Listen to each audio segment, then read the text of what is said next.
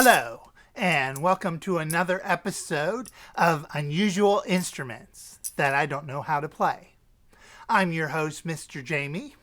Let's start with some quick disclaimers. When I say unusual instruments, I really mean uncommon, not necessarily odd, just not common. When I say I don't know how to play, what I mean is I am going to make sound on the instruments. So technically I will play them, but what I mean is I don't know the proper techniques. I haven't really learned how the instrument works and the correct way to play it.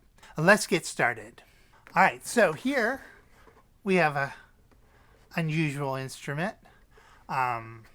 Extra unusual because it's made out of cardboard. Good ones are made out of wood. This one happens to be made out of cardboard. Unless you live in certain areas in the United States, you would not have encountered these. This is a Mountain Dulcimer, to be distinguished from the hammer dulcimer, which is a completely different instrument. This is the Mountain Dulcimer. Standard Mountain Dulcimer has 3 strings. I don't know that you can tell from there, but there's a thick string, a low string, there's a middle string, and there's a high string. We call that the melody string. Now, there's multiple ways this would have been played, and I should point out, as I usually do, this is an instrument I do know how to play. So it doesn't really fit the I don't know how to play category. I actually teach this instrument. It is a fairly simple instrument because it has only 3 strings. It does have limitations. One of the main limitation is this is not a chromatic instrument. Now, unless you know stuff about music, you're like, I have no idea what you just said. A what? A chromatic instrument. Chromatic means it plays in half steps, which is to say it can play within a certain range every note on the piano, including white and black keys. It can play the D major scale, but it can't play all the scales. So it can play in the key of D really well. It can be a little bit more challenging to play in other keys. There are notes that can't be played. They cannot be played on the instrument. That just isn't possible because of the arrangement of the frets. Enough of that. Let's hear it. First of all, just strumming chords.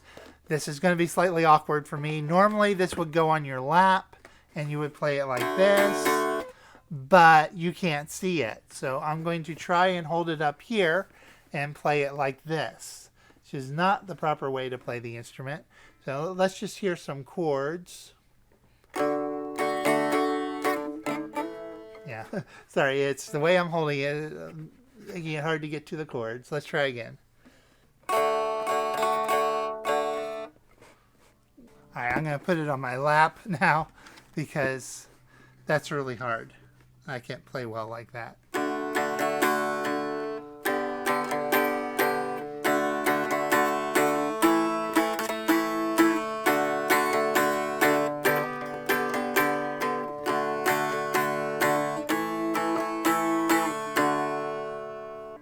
You also can, of course, play melodies. So I believe this is if I remember correctly, this is called Gray Cat on a Tennessee Farm.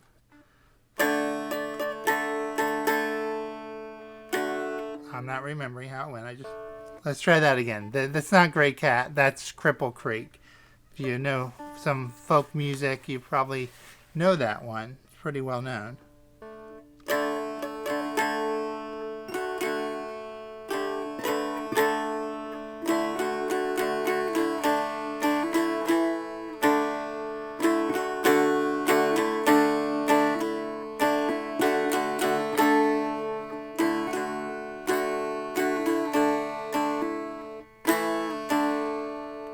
Alright, so that's sort of Cripple Creek. Probably should have practiced that, especially playing without the music. But I didn't, so I just playing something for you. So notice there's 2 styles in dulcimer, you could say. The really folk style is to play everything on the melody string, and the other 2 strings are just drones.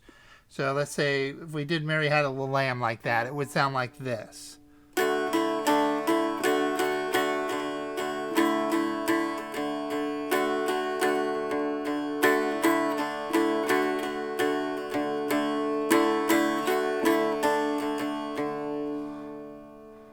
we would call that's a modal playing. There's no chord change. It's just droning. So the regular Mary Had a Little Lamb would be, oops, try that again. Hear the chord change, just so you can hear the difference. Okay, so that's the Mountain Dulcimer. All right, so this next instrument maybe doesn't entirely qualify for this. It used to be uncommon. It's not very uncommon anymore. It's actually become quite popular. And even when it was uncommon, most people had at least heard of it because it's associated with Hawaii. This is the ukulele. The one in my hand is a tenor ukulele. It is larger than the more common soprano ukulele. Ukulele, as you can see, it looks a lot like a little guitar. And also should point out, along with this not being quite so uncommon to be one of our unusual instruments, I do know how to play this, and it's really not that uncommon, but we're doing it anyways. So ukulele has 4 strings, while the guitar has 6 strings. Like the guitar, the ukulele can play chords. Am I on screen? Okay.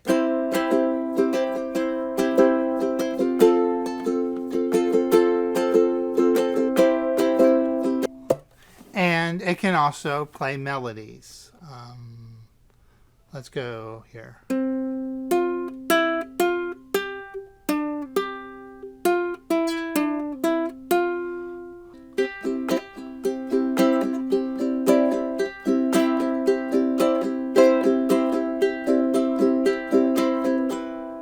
So this is the ukulele.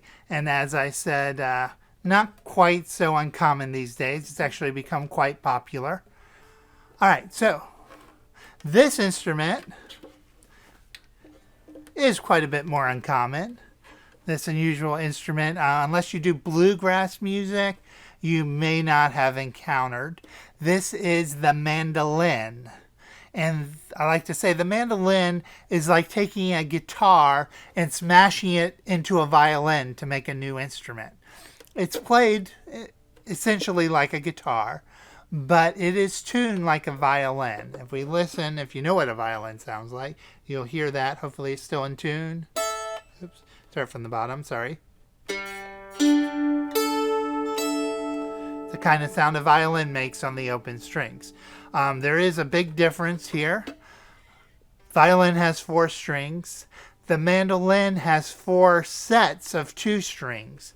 That is, the bottom string has 2 strings to the same tuning. So there's 2 strings on that note, which is a G. There's 2 strings on this note, which is a D. 2 strings on the A here, and 2 strings on the E. So every note here has 2 strings. Makes it louder for one thing. Skilled players, I'm not skilled at mandolin, can go back and forth and do interesting effects.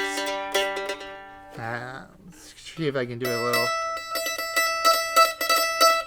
Yeah, not very good at it, but where you can go back and forth on the strings, get a sound effect that's pretty unique to the mandolin. Now again, I do sort of kind of play, but in this case I don't play very much. At one point I was working on learning it, so I do know a few chords.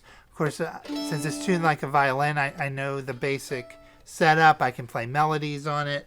Let's see, how about a little Christmas music? Just because that's what's in my mind.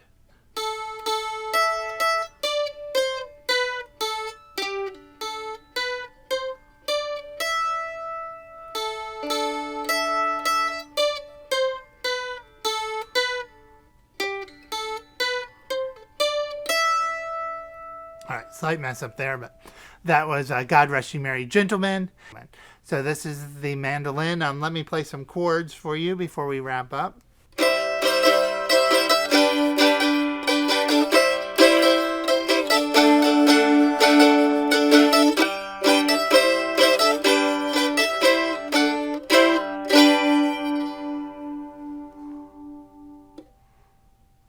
So, as I said, I can play that a little. That's about the extent of what I know right there.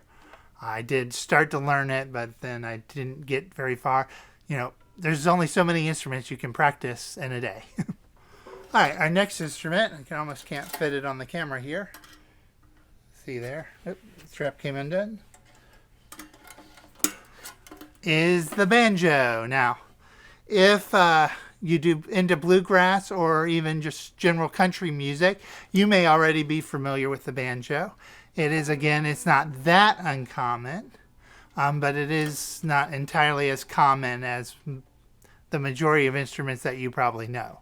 I don't know if I said that very well, but so the banjo can come in different amounts of strings. A basic banjo is 4 strings. I'd say probably the most common is 5 strings, and this is a 5-string banjo. Now, there are 4 tuning knobs, which you can't see. 4 tuning knobs at the top, and then the 5th one is right here. Now, the banjo has a drum head. Hear that ring? It's actually a drum head that is on the surface here under the strings, so that you could actually drum on it.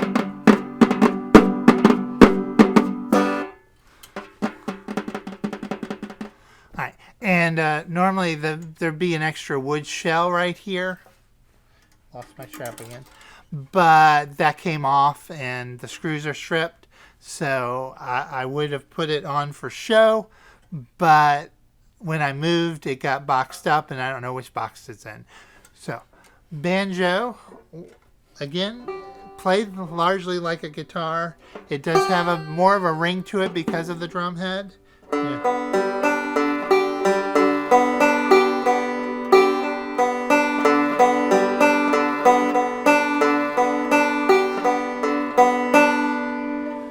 And I don't really know how to play it.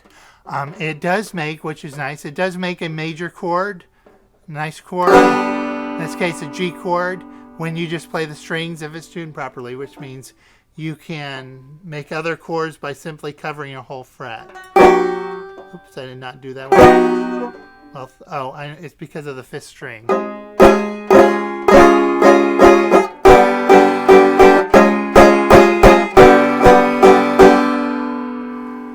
I did start to learn the banjo, and I did go through book 1, but I never actually got a hold of book 2 and went past that, and that was years ago, so I don't remember much. Let's see. This is a B. Let's see if we can play something. This is a... what is this? That's a G. No, that's a D. Okay, I think I got it.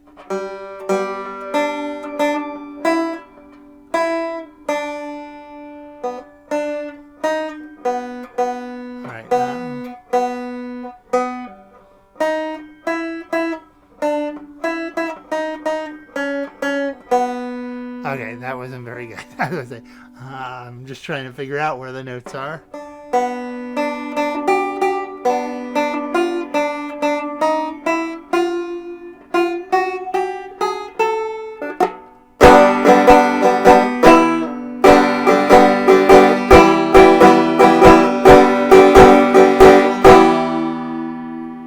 Alright, so that's the banjo. Nice instrument to end on. Pretty large instrument, but not that large. It's got a bit of weight to it because there is a lot of metal around the head here, and it'd be even heavier if it had the wood shell around it. Hope you enjoyed this episode of Unusual Instruments that I don't and somewhat do know how to play. Though that's not actually the title. The title is that I don't know how to play them, but we don't always follow those rules exactly. Hope to see you soon, and until then, stay healthy and stay safe.